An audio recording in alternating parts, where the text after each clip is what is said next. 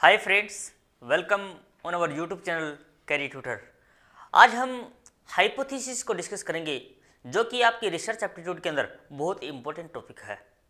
ये टॉपिक जो है हर बार इसमें से आपकी यूजीसी नेट एग्जाम में क्वेश्चंस आते हैं, मगर इसका फंडा ये है कि ये थोड़ा सा कॉम्प्लिकेटेड है। अक्सर रिसर्च को समझना थोड़ा सा कॉम्प्लिकेटेड है, क्योंकि ये हमारे जैसे लोगों के लिए थोड़ी सी नॉलेज से बाहर है, मगर क्या करें, एग्जाम के लिए पढ़ना पड़ेगा। तो आज मैं इस टॉपिक को स्टार्टिंग से लेकर एंड तक डिस्कस करूंगा। मुझे आशा और उम्मीद है आप इस वीडियो के एंड तक बने रहेंगे। मैं इस हाइपोथेसिस टेस्टिंग को हिंदी और इंग्लिश मीडियम के अंदर दोनों के अंदर डिस्कस करूंगा, तो आपको इस वीडियो के एंड तक बने रहना है।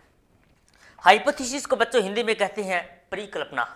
और परिकल्पना क्या होती है, आपको ये याद रखना है कि जो हाइपोथेसिस जो है, जो परिकल्पना है, ये ज़्यादा कुछ नहीं है। इसका फंडा यही है कि जो हाइपोथेसिस है वो डिपेंडेंट और इंडिपेंडेंट वेरिएबल के बीच में कॉज एंड इफेक्ट रिलेशनशिप को दिखाता है। डिपेंडेंट और इंडिपेंडेंट वेरिएबल के बीच में कॉज एंड इफेक्ट के रिलेशनशिप को दिखाता है, दैट इज कॉल्ड हाइपोथेसिस। और हाइपोथेसिस टेस्टिंग के बहुत सारे टाइप्स हैं, तो इसलिए आपको इसको वीडियो के एंड तक बने रहना है। तो टाइप्स ऑफ हाइपोथेसिस, हम सबसे पहले डेफिनेशन करेंगे, फिर टाइप्स ऑफ हाइपोथेसिस करेंगे। तो देखिए, इसके डेफिनेशन को देख लेते हैं, उसके बाद में हम अपने तरीके से करेंगे। तो हाइपोथेसिस क्या है? हाइपोथेसिस इज एन अजम्पशन और an idea proposed for the sake of argument so that it can be tested. यानी कि हाइपोथेसिस क्या है? एक धारणा या विचार है जिसे तर्क के लिए प्रस्तावित किया जाता है। परिकल्पना क्या है? एक धारणा है, एक विचार है जिसको तर्क के लिए प्रस्तावित किया जाता है, ताकि उसका क्या किया जा सके, परीक्षण किया जा सके। आपको ये याद रखना बहुत जरूरी है, आपकी परिकल्पना के निर्माण में एक छोटी सी खामी, एक छोटी सी कमी, एक छोटा सा फला प्रयोग में प्रतिकूल प्रभाव डाल सकता है। यानी कि हाइपोथेसिस करते वक्त आपको बहुत केयरफुल रहना है। तो ये क्या है? ये डेफिनेशन से एक छोटी सी। उसके बाद में अगर मैं टाइप्स की बात करूं तो यहां पर बहुत सारे टाइप्स हैं। जैसे आप देखें तो अल्टरनेटिव हाइपोथेसिस है, नल हाइपोथेसिस है, कॉम्प्लेक्स हाइपोथेसिस है। अल्टरनेटिव हाइपोथेसिस है, नल हाइपोथेसिस है, कॉम्प्लेक्स हाइपोथेसिस है, सिंपल हाइपोथेसिस है, स्टैटिस्टिकल हाइपोथेसिस है और एम्पिरिकल हाइपोथेसिस है। ये सारे के सारे क्या है? टाइप्स ऑफ हाइपोथेसिस हैं। अब ये तो क्या है, कुछ लिखी लिखाई चीज़ें हैं, मगर ये ऑलरेडी किताबों में भी लिखी हुई हैं। तो हम इसको एक अपने तरीके से पढ़ने की कोशिश करेंगे। तो चलिए हम अब अपने तरीके से इस चीज़ को समझने की कोशिश करते हैं, और आपको पेन और कॉपी जो है लेके बैठ जाना है। देखिए जी, जो हाइपोथेसिस है,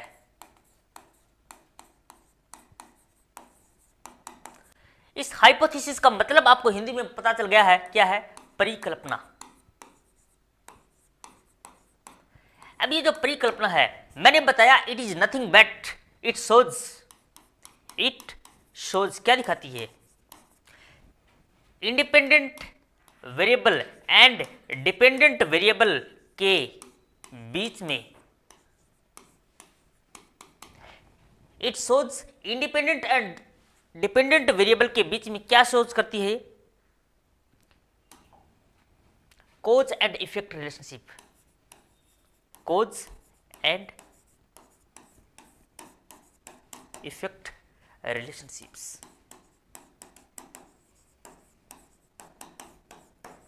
ये इसकी डेफिनेशन को याद रखना है। It shows independent variable and dependent variable के बीच में कॉज एंड इफेक्ट रिलेशनशिप को दिखाता है। यही पॉइंट आपको याद रखना है, जो आपके एग्जाम में काम आएगा। अब आपको ये जानना बहुत जरूरी है कि इंडिपेंडेंट वेरिएबल और डिपेंडेंट वेरिएबल क्या है। इंडिपेंडेंट वेरिएबल क्या है और डिपेंडेंट वेरिएबल क्या है, आपको ये जानना बहुत जरूरी है। तो हाइपोथेसिस आपको समझ में आया। नेक्स्ट हम करते हैं कि ये हमने जान चुके हैं कि इंडिपेंडेंट और डिपेंडेंट वेरिएबल के बीच में क्या करता है?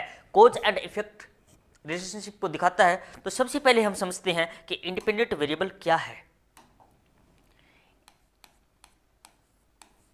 Independent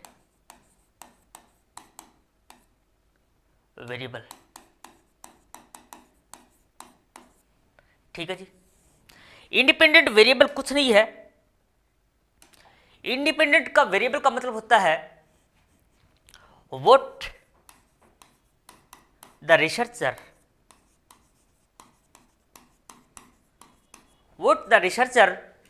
changes or controls।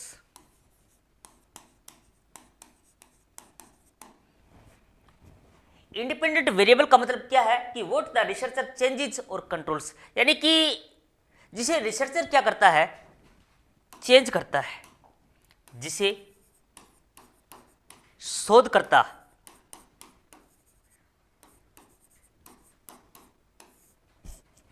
बदलता है। इंडिपेंडेंट वेरिएबल समझ में आया कि व्हाट द रिसर्चर चेंजेस और कंट्रोल्स, यानी कि जिसे शोधकर्ता क्या करता है, बदलता है। अब आपको यह जानना बहुत जरूरी है कि डिपेंडेंट वेरिएबल क्या होता है। डिपेंडेंट वेरिएबल क्या होता है? अगर मैं डिपेंडेंट वेरिएबल की बात करूं,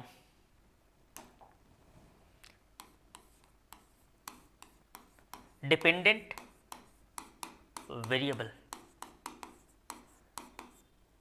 डिपेंडेंट वेरिएबल क्या है? व्हाट द रिसर्चर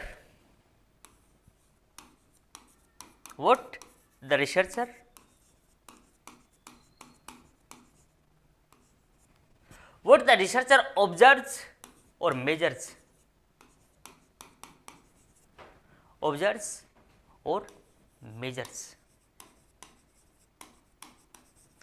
यानी कि जिसे रिसर्चर क्या करता है, मापता है। जो चीज रिसर्चर, जिसे शोधकर्ता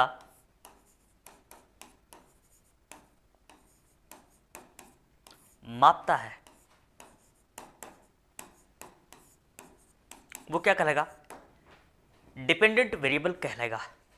जिसे रिसर्चर चेंज करता है, कंट्रोल करता है, उसको हम इंडिपेंडेंट वेरिएबल कहते हैं। जिसे रिसर्चर, जिसे शोधकर्ता क्या करता है, ऑब्जर्व करता है, मेजर करता है, उसको डिपेंडेंट वेरिएबल कहते हैं। अब यहाँ पर एक पॉइंट और निकल के आता है जो आपके एग्जाम में बहुत बार पूछा जाता है, कंस्ट्रक्ट वेरिएबल क्या होता है। अब हम आगे बढ़ते हैं कि कंस्ट्रक्ट वेरिएबल क्या होता है। आई होप आप साथ के साथ क्या कर रहे हैं, नोट्स बना रहे होंगे। चलिए जी, यहाँ पर हमें समझना बहुत जरूरी है कि कंस्ट्रक्ट वेरिएबल क्या होता है। तीसरा वेरिएबल हम डिस्कस कर रहे हैं, कंस्ट्रक्ट वेरिएबल।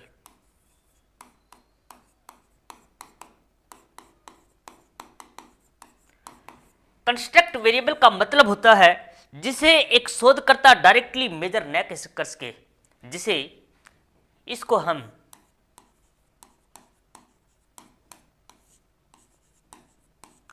डायरेक्टली मेजर न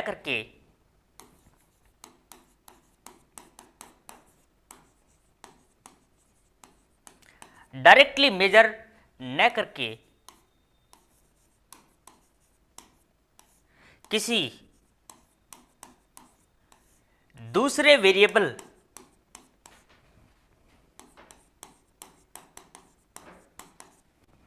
की मदद से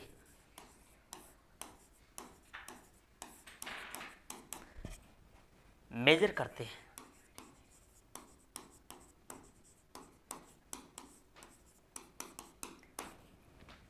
कंस्ट्रक्ट वेरिएबल का मतलब क्या है, इसको हम डायरेक्टली मेजर न करके किसी दूसरे वेरिएबल को क्या करते हैं, किसी दूसरे वेरिएबल की मदद से क्या करते हैं, मेजर करते हैं। इसका एक एग्जांपल देखिए। आपको ये याद रखना है कि मान लीजिए एक मेरे को किसी बच्चे की एंजाइटी लेवल चेक करना है। क्या करना है जी, एंजाइटी लेवल चेक करना है। और जो एंजाइटी लेवल चेक करना है, इस लड़के का एक लड़की से रिलेशनशिप है, इस लड़की से क्या जी, रिलेशनशिप है। ये लो जी।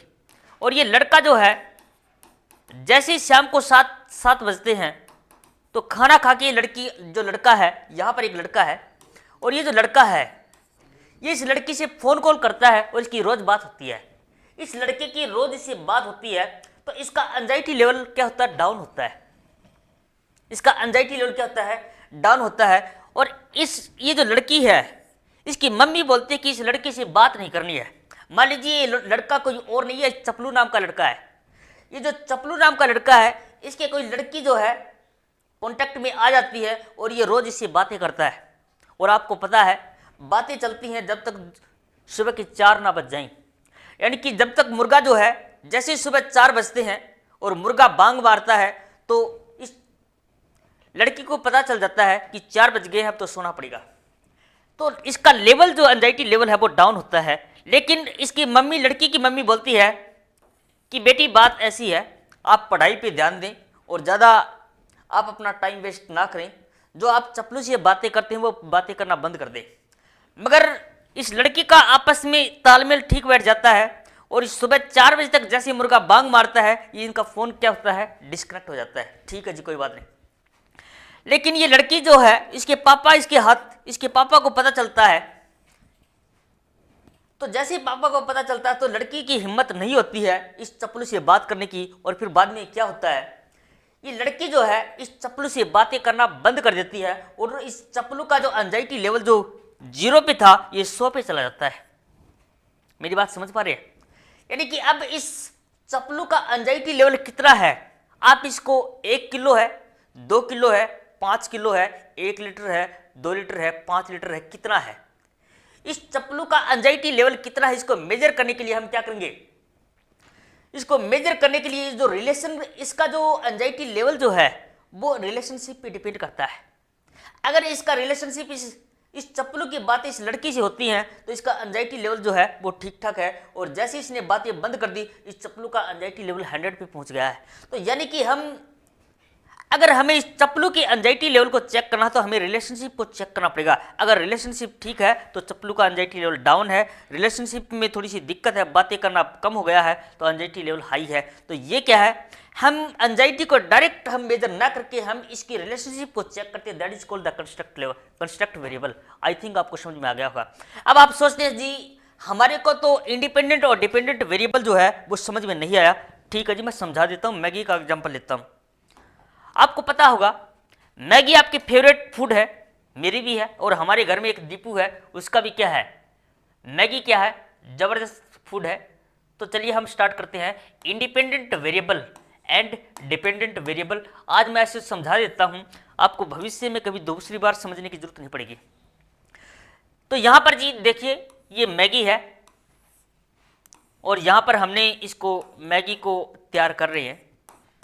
ये मैगी है जी। इस मैगी को आपको मैं देखिए, आपके शायद मुंह में पानी आ गया होगा, आप थोड़ा सा कंट्रोल करें।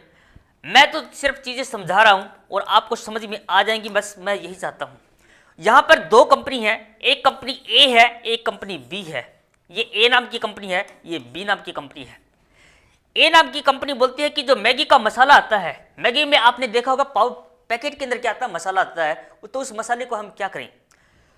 तो ए नाम की कंपनी बोलती है कि अगर आपने हमारा मसाला, ये लो जी मसाला डाल दिया है, ये ए नाम की कंपनी बोलती है कि हमारा मसाला इस मैगी में डालेंगे तो मैगी का टेस्ट जो है वो जबरदस्त हो जाएगा, मैगी का मसाला जो टेस्ट है वो बहुत अच्छा हो जाएगा।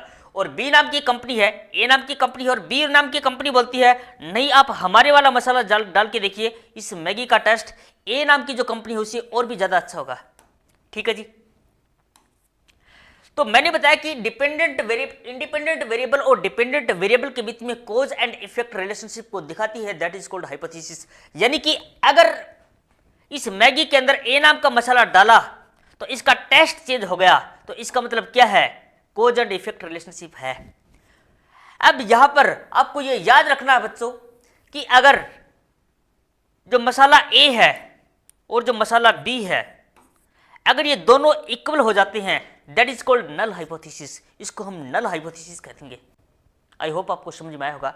यानी कि जो ए मसाला है और जो बी मसाला है, अगर इस मैगी में अगर हम ए और बी दोनों मसालों को डाल देते हैं और यहां पर अगर कोई इफेक्ट नहीं डालता है, इसके टेस्ट में कोई बदलाव नहीं आता है, यानी कि this is shows the equalness, there is no test change, no test change.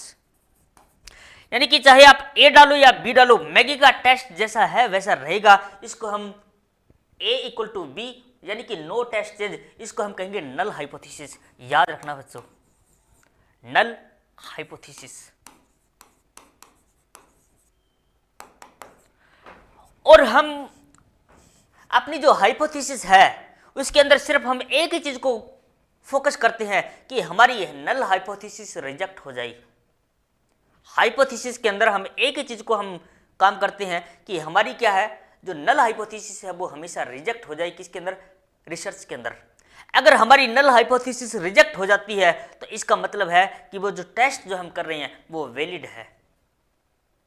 अगर और नल हाइपोथेसिस को हम जो डिनोट करते हैं वो एच नोड से करते हैं।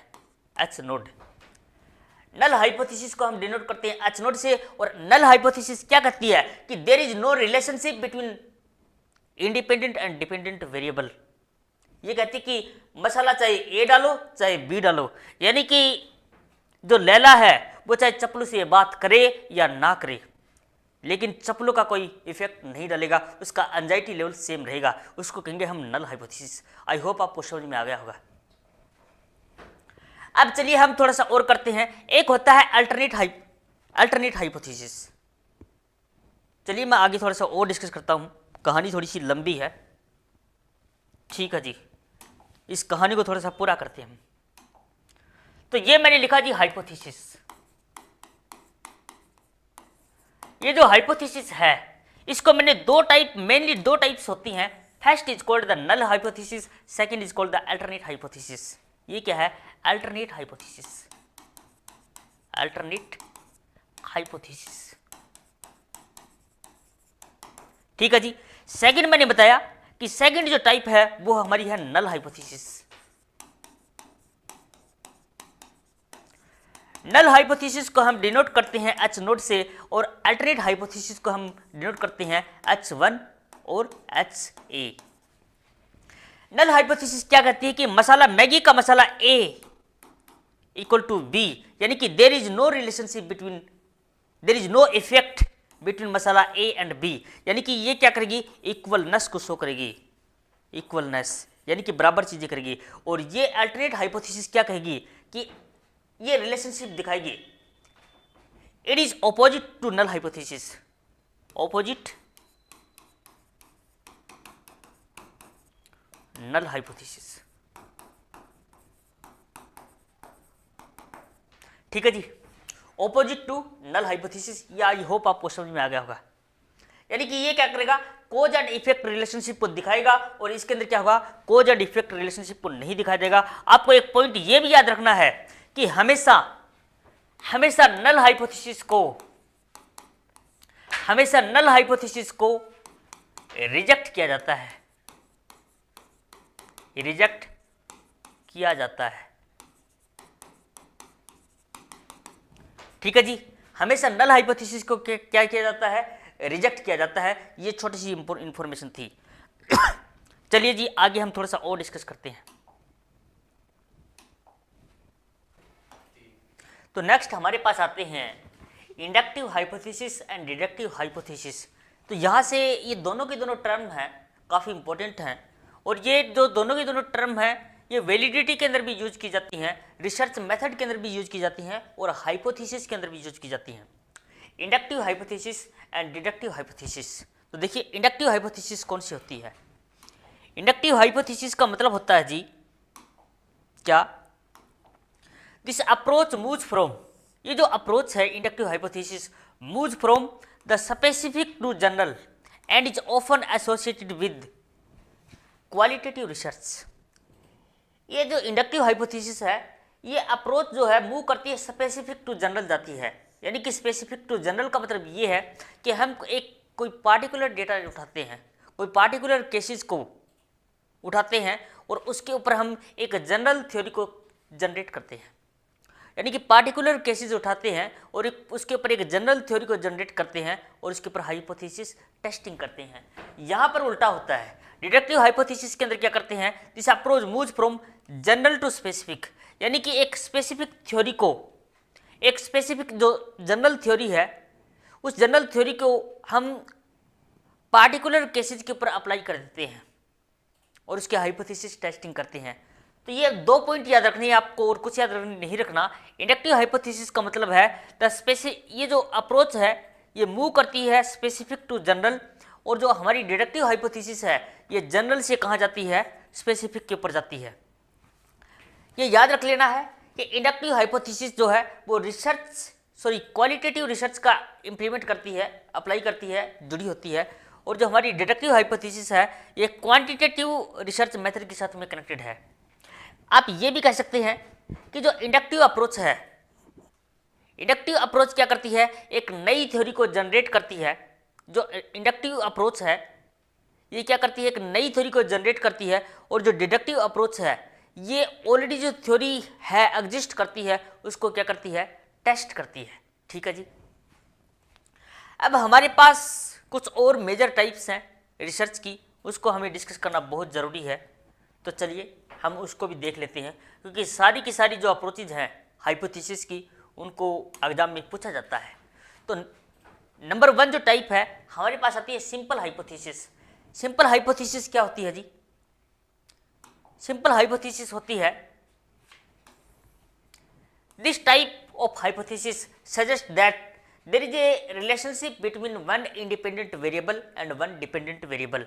ये हम ऑलरेडी इंडिपेंडेंट वेरिएबल और डिपेंडेंट वेरिएबल को हम ऑलरेडी क्या कर चुके हैं, डिस्कस कर चुके हैं। This type of hypothesis suggest that there is a relationship between one independent variable and one dependent variable. ये तो आपको पता ही चल गया होगा कि हाइपोथेसिस क्या करती है, एक कोज एंड इफेक्ट रिलेशनशिप दिखाती है between independent and dependent variable के बीच में।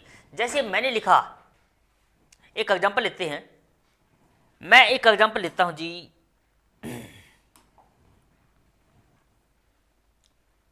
जो स्मोकिंग है, इस स्मोकिंग का रिलेशन किससे है, कैंसर से है। स्मोकिंग का रिलेशन किससे है, कैंसर से। यानी कि स्मोकिंग यहां पर क्या है, इंडिपेंडेंट वेरिएबल है। स्मोकिंग क्या है जी, इंडिपेंडेंट वेरिएबल है, और कैंसर जो क्या है, डिपेंडेंट वेरिएबल है। तो इसके बीच में क्या है, कोज एंड इफेक्ट रिलेशनशिप है।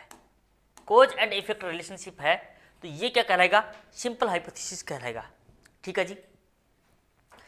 जैसे एक एग्जांपल और लेते हैं, मान लीजिए जो बीटेक के बच्चे हैं, जो बीटेक करने वाले मोस्टली बच्चे हैं, उनका जो आईक्यू लेवल होता है, बीटेक वाले बच्चों का आईक्यू लेवल क्या होता है, अच्छा होता है, उनका टेस्ट स्कोर अच्छा होता है। यानी कि मोस्टली जो बहुत सारे जो गवर्नमेंट एग्जाम्स के अंदर सिलेक्टेड होते हैं, तो उनमें बीटेक वाले बच्चे क्या है, उनकी जो कैलकुलेशन पावर है वो बहुत अच्छी है, तो बीटेक का आईक्यू लेवल क्या है, अच्छा होता है। तो ये भी क्या है कि बीटेक के साथ में हमने आईक्यू को क्या कर दिया, रिलेट कर दिया, तो ये भी क्या है, कोज एंड इफेक्ट रिलेशनशिप है। तो इस प्रकार की परिकल्पना, यानी कि सरल परिकल्पना क्या करती है, यह बताती है कि एक स्वतंत्र चर और एक आश्रित चर के बीच में संबंध बताती है। ठीक है जी, आगे बढ़े। सिंपल हाइपोथेसिस के बाद में हमारे पास सेकंड आता है कॉम्प्लेक्स हाइपोथेसिस। क्या आता है जी, कॉम्प्लेक्स हाइपोथेसिस। तो दिस टाइप की हाइपोथेसिस जो है सजेस्ट करती है ए रिलेशनशिप बिटवीन 3 और मोर वेरिएबल। 3 और मोर वेरिएबल, इसमें 2 independent variable and dependent variable. यानी कि 2 क्या होंगे, इंडिपेंडेंट वेरिएबल होंगे, और 1 क्या होगा, डिपेंडेंट वेरिएबल होगा। इसका मैं एग्जांपल लूँ, यानी कि स्मोकिंग और ड्रग्स जो है, स्मोकिंग हो गया एंड ड्रग्स जो हैं, ये क्या है, इंडिपेंडेंट वेरिएबल है। यहां बात कर रहे हैं 2 इंडिपेंडेंट वेरिएबल, ये क्या है, इंडिपेंडेंट वेरिएबल है। तो स्मोकिंग और ड्रग्स जो हैं ये क्या करती है, लीड्स करती हैं कैंसर को, टेंशन को and other chest infections. Chest infections, जो स्मोकिंग और ड्रग्स जो है ये क्या करती हैं, कैंसर को लीड्स करती हैं, टेंशन को, चेस्ट को, इन्फेक्शंस को। तो इस टाइप से तो यह 3 या 3 से अधिक चरों के बीच में संबंध का सुझाव देता है, जैसे 2 स्वतंत्र चर और एक आश्रित चर। इसको क्या कहेंगे हम, कॉम्प्लेक्स हाइपोथेसिस कहेंगे। और इसमें कुछ खास चीज़ें है नहीं, जो चीज़ें खास थी मैंने आपको बता दिया है, आपको बस इनकी टाइप को समझ जाना है। नल हाइपोथेसिस मैंने आपको ऑलरेडी बता दिया है। नल हाइपोथेसिस क्या करती है, ये इंडिपेंडेंट और डिपेंडेंट वेरिएबल के बीच में कोज एंड इफेक्ट रिलेशनशिप को नहीं दिखाता है। इंडिपेंडेंट और डिपेंडेंट वेरिएबल के बीच में कोज एंड इफेक्ट रिलेशनशिप को नहीं दिखाता है। ये क्या करता है, ये इक्वलनेस को शो करता है, यानी कि इसके शून्य परिकल्पना कहते हैं। This hypothesis suggest that no relationship exist between two और मोर वेरिएबल्स। ये डायरेक्ट बोल रहा है, यहां से आपको समझ जाना है कि no relationship exist, no relationship exist between two और more variables, the null hypothesis is written to H nought. ठीक है जी, यानी कि यह परिकल्पना बताती है कि दो या दो से अधिक चरों के बीच में कोई संबंध नहीं है, बस ये आपको याद रखना है। अब ये जो नल हाइपोथेसिस है ये दो टाइप की होती है जी, एक डायरेक्शनल हाइपोथेसिस और एक non directional hypothesis. Sorry, null hypothesis की कोई टाइप नहीं है। अल्टरनेटिव हाइपोथेसिस देखिए, अल्टरनेटिव हाइपोथेसिस क्या करती है, मैंने आपको बताया था कि ये क्या करती है, कोज एंड इफेक्ट रिलेशनशिप को क्या करती है, दिखाती है। यानी कि मैंने मैगी का एग्जांपल दिया था, तो मैगी के अंदर हमने मसाला ए और मसाला बी डाला था, तो इसके बीच में क्या करेगा, मसाला ए अपना इम्पैक्ट डालेगा, मसाला बी अपना क्या डालेगा, इफेक्ट डालेगा, यानी कि उसका टेस्ट चेंज करेगा। तो this hypothesis the opposite of the null hypothesis, ये आपको याद रखना है कि ये क्या है, ये ऑपोजिट हाइपोथेसिस है, किसकी, नल हाइपोथेसिस से ऑपोजिट है। It is denoted as H1 और H0। ठीक है जी, it explicitly states that the dependent variable affects the independent variable, यानी कि जो डिपेंडेंट वेरिएबल है वो क्या करेंगे, इंडिपेंडेंट वेरिएबल को क्या करेंगे, अफेक्ट डालेंगे। यानी कि जो मसाला ए जो मसाला बी है वो क्या करेगा, इफेक्ट डालेगा किसके ऊपर, मैगी के ऊपर। इसका सबसे बेस्ट एग्जांपल दिया है, वाटर इवापोरेट्स एट 100 डिग्री सेल्सियस, यानी कि पानी जो है 100 डिग्री सेल्सियस के ऊपर क्या बन जाता है, भाप बन जाता है जी। आगे चलते हैं। अल्टरनेटिव हाइपोथेसिस जो है इसके दो मेन टाइप्स हैं, आपको ये याद रखना है। कौन सी हैं जी, डायरेक्शनल हाइपोथेसिस और नॉन डायरेक्शनल हाइपोथेसिस। अब जो डायरेक्शनल हाइपोथेसिस है इसका क्या काम है ये देख लेते हैं। Directional hypothesis states the result would be either positive और नेगेटिव, यानी कि दिशानात्मक परिकल्पना क्या है, इसमें कहा जाता है कि परिणाम जो है सकारात्मक या नकारात्मक होगा, उसे दिशात्मक परिकल्पना कहा जाता है। यानी कि या तो आपका रिजल्ट जो है पॉजिटिव होगा या फिर क्या होगा, नेगेटिव होगा। नॉन डायरेक्शनल हाइपोथेसिस जो है does not clarify whether the result would be positive और नेगेटिव, यानी कि गैर दिशात्मक परिकल्पना जो है ये स्पष्ट नहीं करती है कि परिणाम जो है सकारात्मक होगा या नकारात्मक होगा, मगर डायरेक्शनल हाइपोथेसिस है ये आपको ये बताएगी कि आपका रिजल्ट पॉजिटिव होगा या नेगेटिव होगा। लेकिन इसके ऑपोजिट जो है नॉन डायरेक्शनल हाइपोथेसिस के अंदर, गैर दिशात्मक परिकल्पना के अंदर यह स्पष्ट नहीं होता है कि आपका परिणाम जो है पॉजिटिव होगा या नेगेटिव होगा। आगे जब हम बढ़ते हैं तो हमारे पास जो फिफ्थ हाइपोथेसिस आती है वो आती है एसोसिएट एंड कोजल। आपको ये ऑलरेडी इससे आइडिया लग जाना चाहिए कि एसोसिएट का मतलब क्या है, रिलेट करती है। क्या है, रिलेट करती है, रिलेटेड है। इन एसोसिएटिव हाइपोथेसिस यानी कि साहचर्य और आकस्मिक परिकल्पना, साहचर्य और आकस्मिक परिकल्पना इन associative hypothesis changing any one variable dependent और इंडिपेंडेंट अफेक्ट्स अदर, क्योंकि ये क्या है, जुड़ी हुई है। एसोसिएट का मतलब है जुड़ी हुई है, तो ये क्या काम करेगी, changing any one variable dependent और independent affects others. Causal hypothesis के अंदर क्या होता है, independent variable directly affects the dependent variable. Independent variable जो है डायरेक्टली अफेक्ट्स करेगा किसको, डिपेंडेंट वेरिएबल को।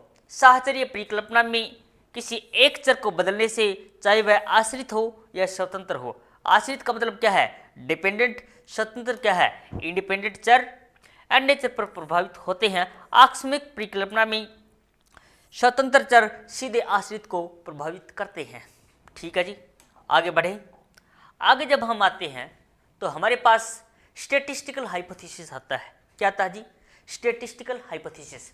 दिस हाइपोथेसिस ये जो हाइपोथेसिस है ये क्या काम करती है, यूज करती है क्या, स्टैटिस्टिकल एनालिसिस। बस इसको जी स्टैटिस्टिकल एनालिसिस का इस्तेमाल होता है to evaluate a representative population sample.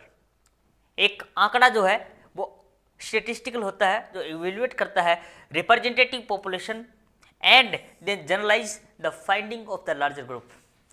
Statistical analysis to evaluate a representative population sample and then generalise करती है फाइंडिंग द लार्जर ग्रुप, यानी कि यह साख्यांकी परिकल्पना कहलाती है और एक प्रतिनिधि जनसंख्या नमूने का मूल्यांकन करने के लिए साख्यांकी विश्लेषण का उपयोग करती है और फिर निष्कर्षों को बड़े समूहों पर सामान्यीकृत करती है। वो क्या कहलाएगी, स्टैटिस्टिकल एनालिसिस कहलाएगी जी। नेक्स्ट हमारे पास आती है एन एम्पिरिकल हाइपोथेसिस। क्या आती है जी, एम्पिरिकल हाइपोथेसिस। एम्पिरिकल हाइपोथेसिस है बेस्ड ऑन एविडेंस। क्या है, based on evidence. Empirical hypothesis जो है वो एविडेंस के ऊपर बेस्ड है। Empirical hypothesis claims a theory और validation by the experiment and observation.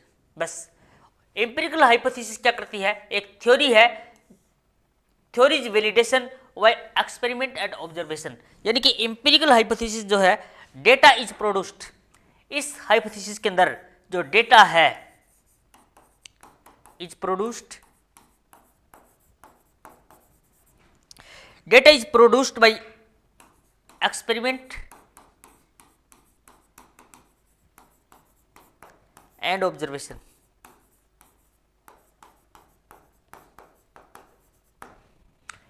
Empirical hypothesis के अंदर जो डेटा जो है वो produced by experiment and observation, यानी कि प्रयोगों और अवलोकन के माध्यम से एक सिद्धांत की वैधता का दावा करती है। कौन, एम्पिरिकल हाइपोथेसिस। ठीक है जी। हमारे पास लास्ट हाइपोथेसिस आती है लॉजिकल हाइपोथेसिस। क्या आती है जी, लॉजिकल हाइपोथेसिस, यानी कि तार्किक परिकल्पना। क्या आती है, तार्किक परिकल्पना। This hypothesis assume a relationship between variable without collecting data और evidence। लॉजिकल हाइपोथेसिस अज्यूम करती है, मान लेती है, यह परिकल्पना डेटा या साक्ष्य से एक तर्क किए बिना चर के बीच में संबंध मानती है। यह परिकल्पना डेटा या साक्ष्य से एक तर्क किए बिना चर के बीच में क्या मान लेती है, संबंध मान लेती है। This hypothesis assumes a relationship between variable without collecting data और evidence is called logical hypothesis. तो ये हमारा आज का बहुत इंपॉर्टेंट टॉपिक था जिसको हमने कंप्लीट किया है। काफ़ी सारे हमने एग्जांपल्स के साथ में कंप्लीट किया है। मुझे आशा और उम्मीद है इस वीडियो के बाद में आपको इधर उधर भटकने की जरूरत नहीं है। मैंने जो डेफिनेशंस बताई हैं मोस्टली एग्जाम में यही पूछी जाएंगी। आपके एग्जाम में जब भी क्वेश्चन आएगा तो ये जो टर्म्स जो हैं, जो वर्ड्स हैं, एज इट इज आपको वहाँ पर लिखे मिलेंगे। तो आपका अब क्वेश्चन गलत होने के चांसेस बहुत कम होंगे। अगर आपको हमारी मेहनत पसंद आई, चैनल को सब्सक्राइब करें, वीडियो को लाइक करें और दोस्तों को शेयर करना कभी ना भूलें। जय हिंद फ्रेंड, मिलते हैं नेक्स्ट वीडियो में।